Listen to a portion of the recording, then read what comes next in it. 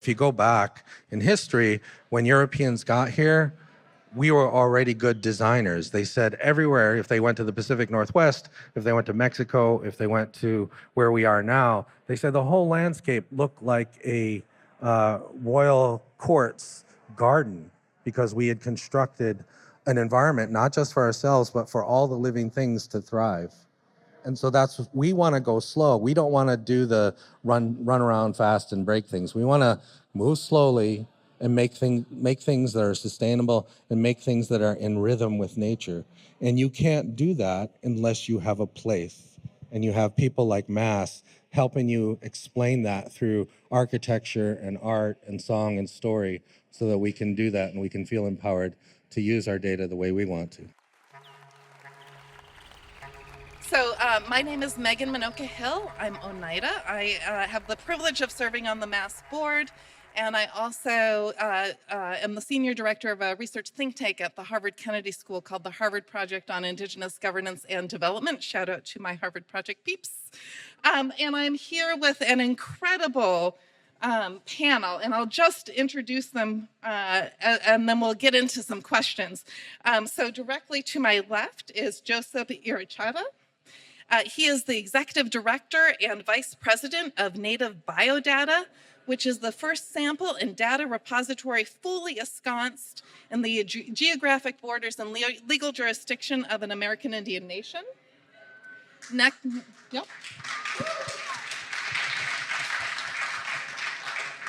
Next to him, we have Joseph Kunkel. He's the principal at Mass. He leads the Native Communities Design Center, where he works with tribal nations across the U.S. to design spaces that honor cultural heritage, sovereignty, and self-determination.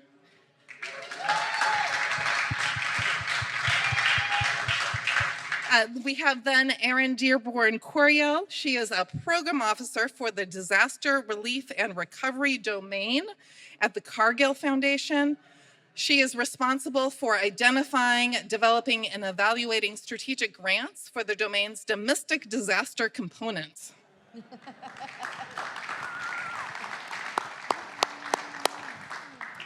And then we have Jonathan James Perry. He's a traditional singer, dancer, speaker, and carver.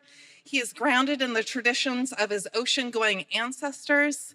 He was former councilman of his tribal nation, Aquinnah Wampanoag, and was 18 years. And he is part of the Iron River Singers. So what I thought we would do is just... Yep.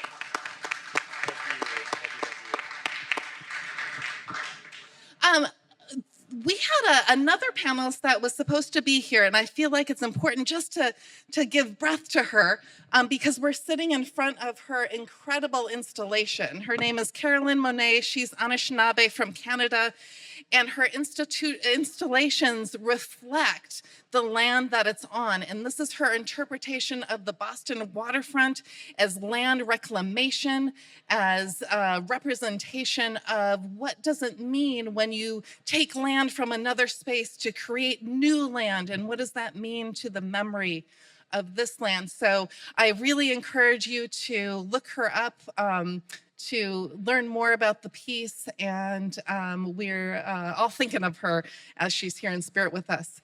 And just to start us off in that vein, to sort of ground us in where we are today, I want to start with you, Jonathan. These are your homelands, essentially.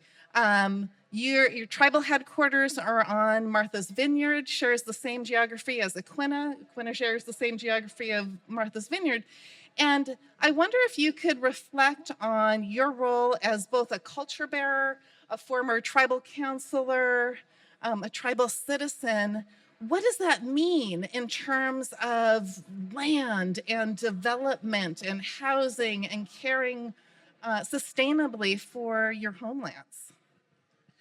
Jawanikisak Nataswis Jonathan James Perry Nutoma Sahkunahanat. Hello, my name is Jonathan and I hail from the Aquinnah community. Thank you for that introduction. So Martha's Vineyard was originally and still is referred to by our people as Naupe. So I would say Martha's Vineyard is more of a nickname that's pretty recent. But as a council person, your role is really the responsibility of the whole tribal nation, its needs, its wants, its betterment, repairing it. And so we're no dissimilar to any other tribal nation in the fact that we lost a lot of land, we lost a lot of our tribal citizens, our human autonomy, in that our ancestors were taken from us, and we're actually actively repatriating them. We're actively trying to regain lands, to do anything and everything that our people need to do, and to try to hold our people together, because otherwise this society is designed to kind of pull people in different directions and break up communities. It just is. And so it's very hard for tribal nations to retain their population and their centers and ceremonies and traditions and language and song and dance and culinary traditions and so on and so forth. But we have a vast gap to fill from what our ancestors knew and maintained.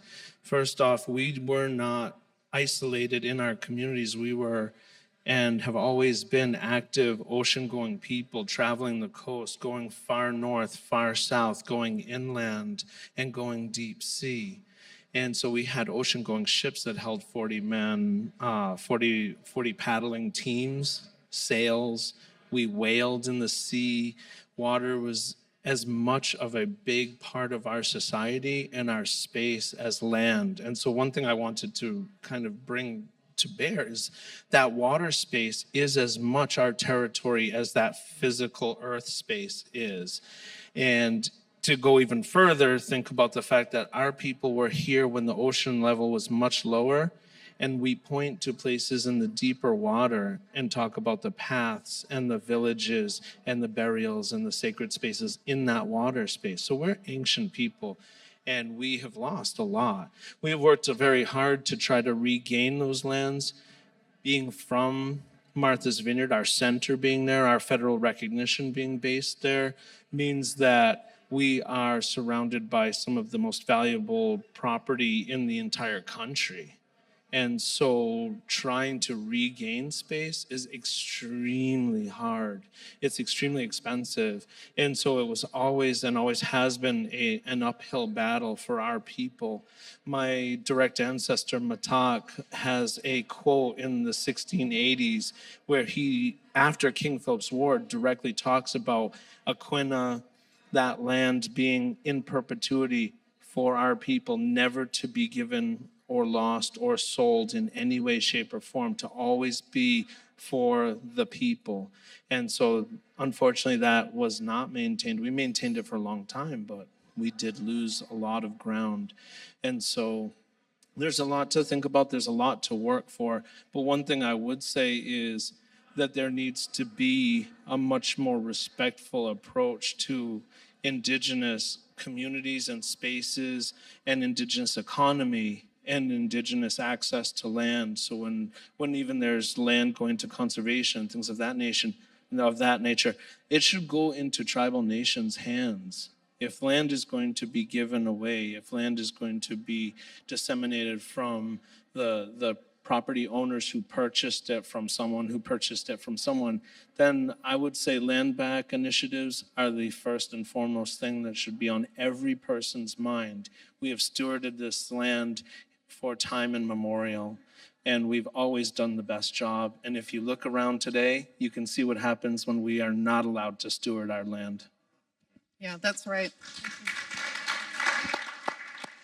Yeah, I think that's so important, just the fundamental relationship to land and identity for Indigenous people, and as you said, holding our people together. Joe, I'd love to turn to you. If you all were up in the session in the theater just a few minutes ago, there was a film about Joe's work with the Native BioData.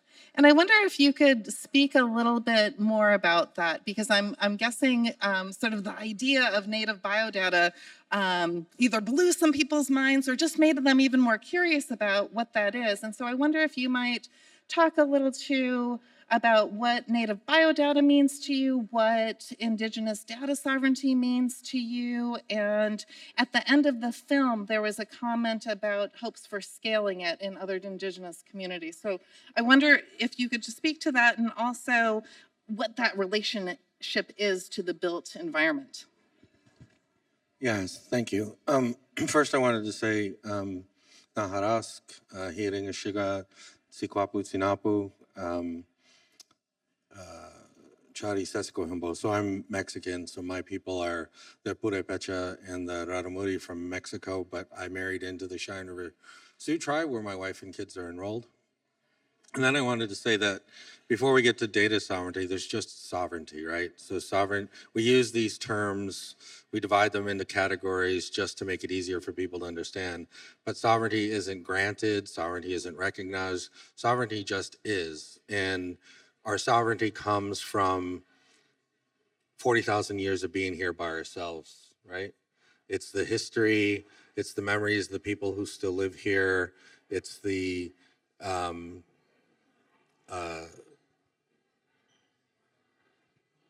things that we've done to the environment and improve the environment before Europeans got here. And sovereignty is just what's right. I mean, it's just recognizing that sovereignty is just right. Because if you want to say that we don't have sovereignty, that we lost or we're a conquered people, then you're admitting that sovereignty only comes from violence, either financial violence or military violence. So sovereignty just exists. So now onto data sovereignty. So data sovereignty is about currency, and not just currency in money, but currency in social capital, the ability to explain yourself to people, to cultural continuity, and all of these things.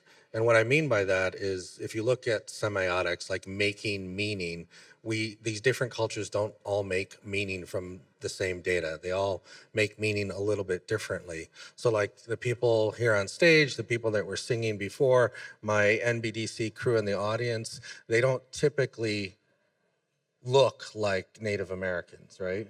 But we know we're Native Americans. We don't have to be defined by someone else. We know through our family stories and our histories who we are. So that semiotic relationship to data is important, because like you see here on most of the Eastern Seaboard, there aren't very many semiotic designations that remind anybody that everybody else is a guest here, that we were here first, that their wealth and their ability to thrive and live was based on our removal, right? You see some of it out west, but you don't see a lot of it. So that making meaning in a place is important, like Mass is helping us to do, because if you go out into the world in any university or any business space, you're lucky if you see one Native person, right?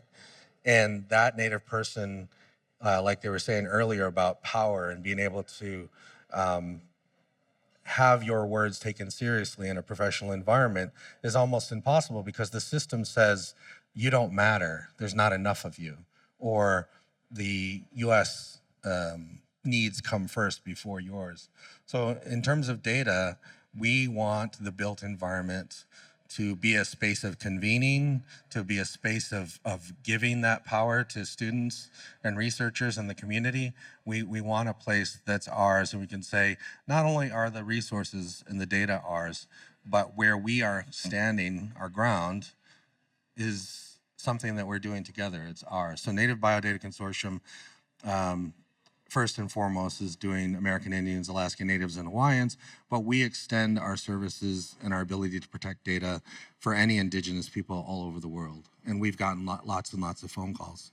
Again, to the semiotics, so when Mass helped us design this building, one of our biggest things is, in this new data environment, we have to make that meaningful to the community. Right now, they're mostly not paying attention. They don't understand what it is. They don't understand why it has to happen. They don't understand that the world is moving to a multimodal society where lots of different people are gonna have power. And if they don't take their power now, somebody else is gonna take it. So, I mean, there is sort of this neo-colonialism happening where our data even as recently as the 90s, nobody cared about. But soon as the Human Genome Program was finished in 2003, as soon as we moved into speedy computing and the internet, our data is on the table for exploitation. So again, the built environment helps us with that because we live in a windy, grassy place where you have to build the environment for the building to withstand tornadoes. You have to build the infrastructure so that dust and stuff doesn't get into the building and contaminate the computers and contaminate your laboratory and all of those kinds of things. But you also need a built environment because us and some Africans that we were working with, we're trying to build data systems and places to be and do research and collect our data for our own purposes where there isn't a lot of water, there isn't a lot of electricity, there isn't a lot of infrastructure. So we're trying to build computer systems that use less electricity. We're trying to build things that require less water. We're trying to build in schedules of doing things so that we can do things on a schedule. And if you go back in history, when Europeans got here, we were already good designers. They said everywhere, if they went to the Pacific Northwest, if they went to Mexico, if they went to where we are now, they said the whole landscape looked like a royal court's garden because we had constructed an environment, not just for ourselves, but for all the living things to thrive. And so we want to go slow. We don't want to do the run around fast and break things. We want to move slowly and make things that are sustainable and make things that are in rhythm with nature. And you can't do that unless you have a place and you have people like Mass helping you explain that through architecture and art and song and story so that we can do that and we can feel empowered to use our data the way we want to. Yeah, I think that is so profound, just sort of the sustainability bit. And Erin, Joe was talking about sort of the importance of making sure these spaces can withstand dust storms, they can withstand other sort of natural disasters. And from your perspective, you've been a funder of Mass for years. I wonder what your thoughts are, sort of as a whole, on disaster resilience in Indian country.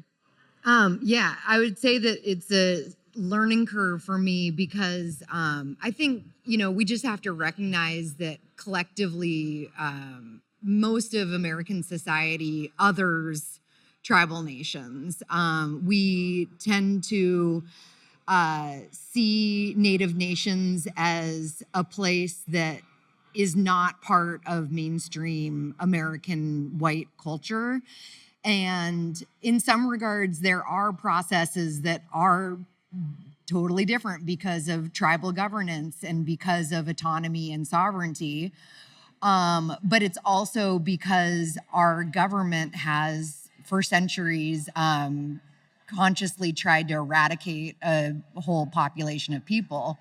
So for me, and I think a lot of folks that I work with in the humanitarian space are trying to figure out how to kind of stop othering Indian country and to start thinking about how we can work collectively and together.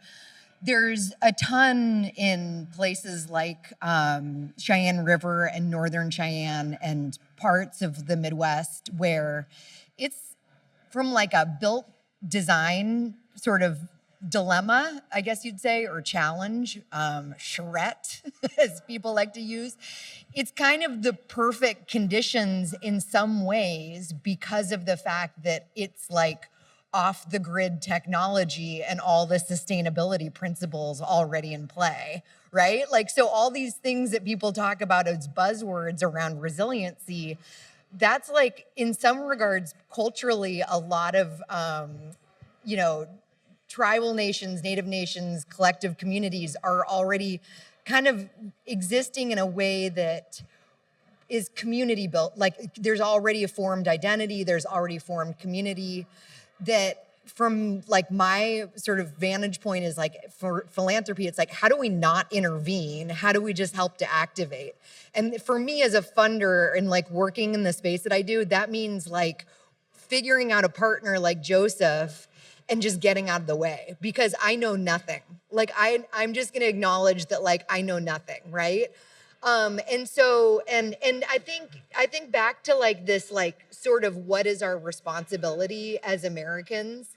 That's more of like what I think is partly what motivates me, because of the fact that I am now starting to acknowledge or even wrap my little brain, my little pea brain around the decades and years of how the federal government and white society has created the enabling conditions of which we see. And along with that, with current policies around how we sort of rebuild in disasters, it's not good enough. Like, it is not good enough to put people back into mobile homes. How land ownership is within Indian country, it does not work right now to create a loving society or, you know, a community.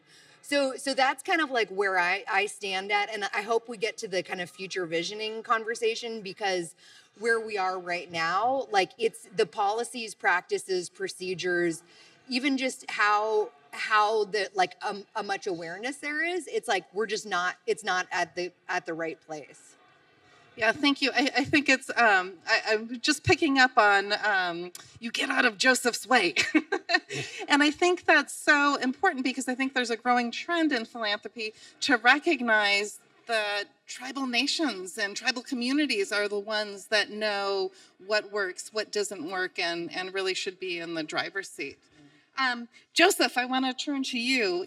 You lead the Native Communities Design Center, and your scope of work throughout Indian country, both in the U.S. and in Canada, is broad and just sort of vast. And I wonder if you can sort of reflect on what you think about in terms of the built environment related to sovereignty and self-determination and sustainability. Sure. Yeah. I mean, and I'm thankful for this panel because Jonathan lifted up not only the land but the water, right? And Joe lifted up this idea of all living creatures, all living things, right? And this idea we can't other indigenous communities.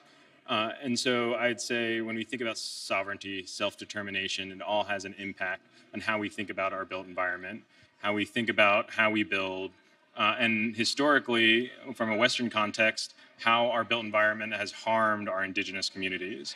And so this idea of how do we listen to indigenous communities, how do we work with indigenous communities, and use that as a stepping stone to help create spaces that do empower, that do create sovereignty, that do focus on self-determination. How do we create built environments that reflect who we are? And I'd say historically, that's the harm that we talk about that has kind of caused us to be in many of the situations that we are in. And I think having Erin here, I think Western society has got us into this situation, and we have to collaboratively work our way out of this situation.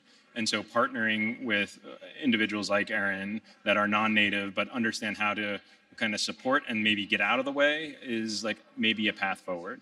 The path work, the breaking, I guess, ground, the work we're doing with Native BioData, the Northern Cheyenne Healing Trail, Caddo Nation, I think reflects how we think about the built environment that reflects the communities we're working in. And I think that's important because historically, I mean, if we think before Western contact, our built environment, our natural environments reflected who we are. We got away from that.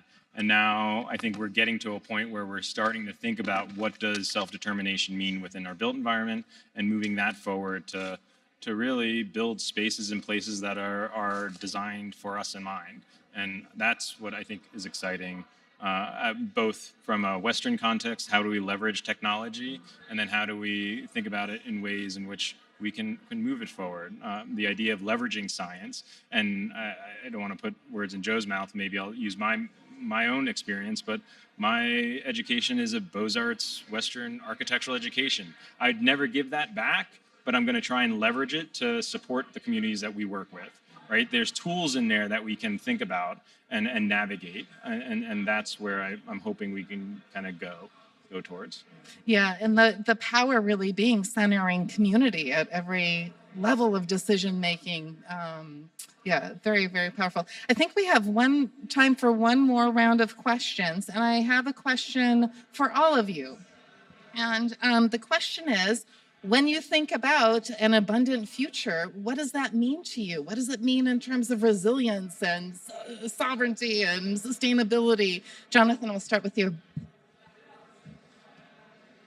I suppose, and I can only really speak for myself. I think one of the things about being from a tribal nation is that you really don't represent yourself and speak for the people. We speak collectively together. So there may be different answers. Aquinnah people may have different views or thoughts on this, but I believe that having enough land base and resources around us, water access, and essentially some of our birthright back, to then be able to create our artwork, gather our medicines, plant, repair the earth, heal it, make it look the way it had been, the way that we maintained it for thousands of years. Having the ability to be creative and have say over our space and our efforts without constant scrutiny or outside laws and systems being placed upon us to keep us from being successful. And you know, I'm speaking from experience in the sense that my ancestors ran one of the most lucrative, successful shipping businesses in the United States and really in the world.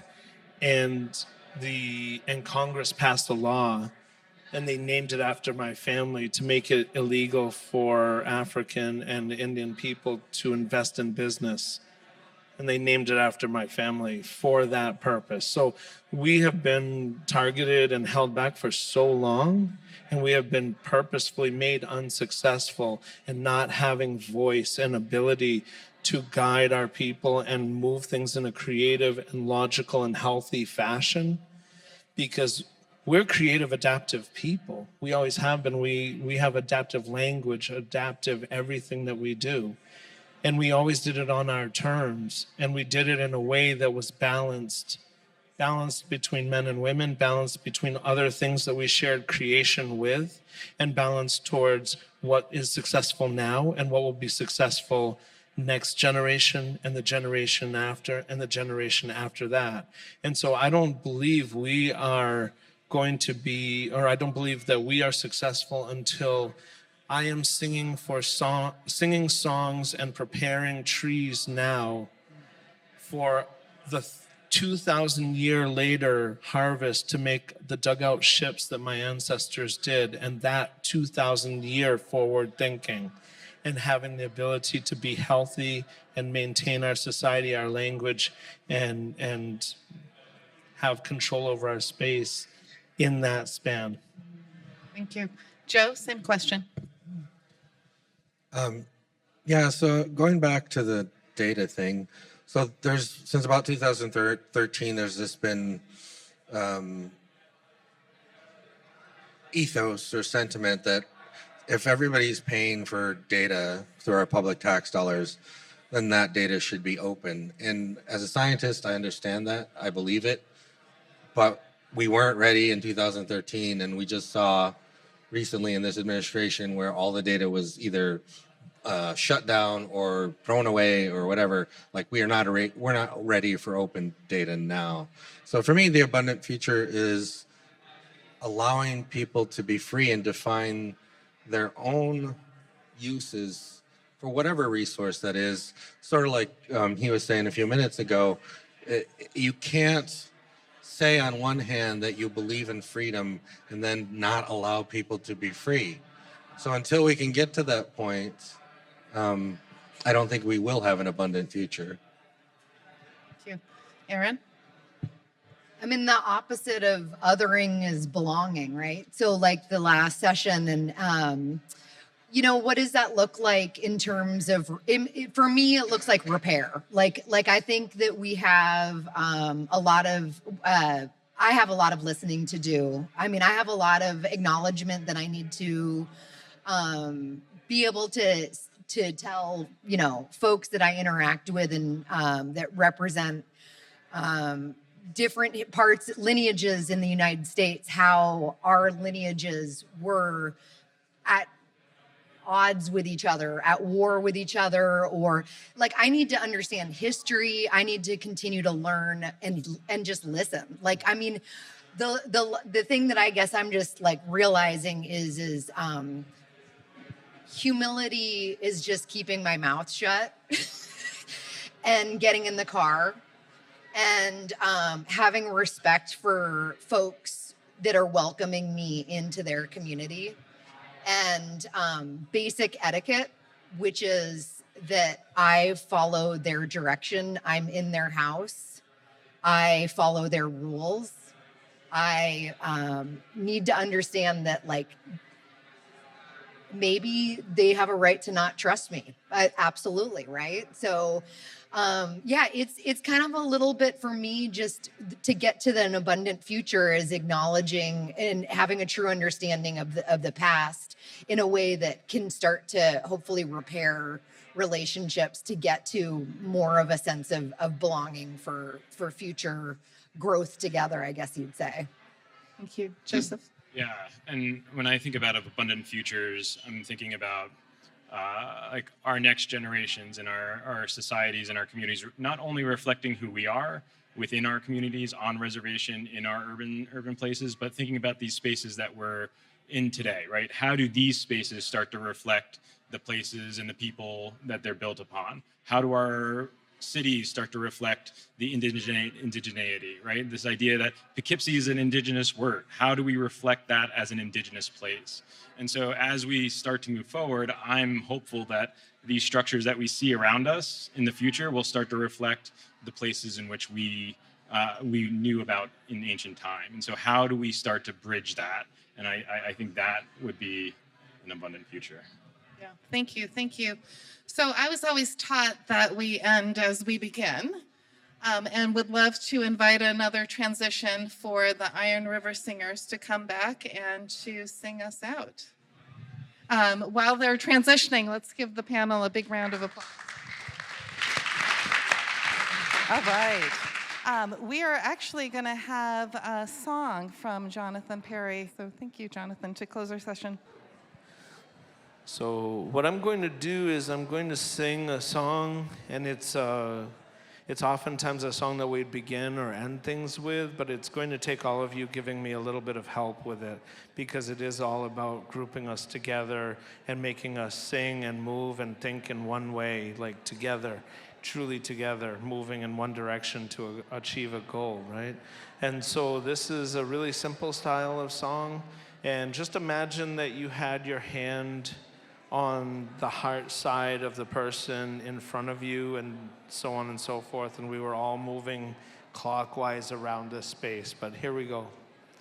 Way oh hey oh hey, way oh hey oh hey, way oh hey oh hey, way oh hey oh hey, way oh hey oh hey, way oh hey.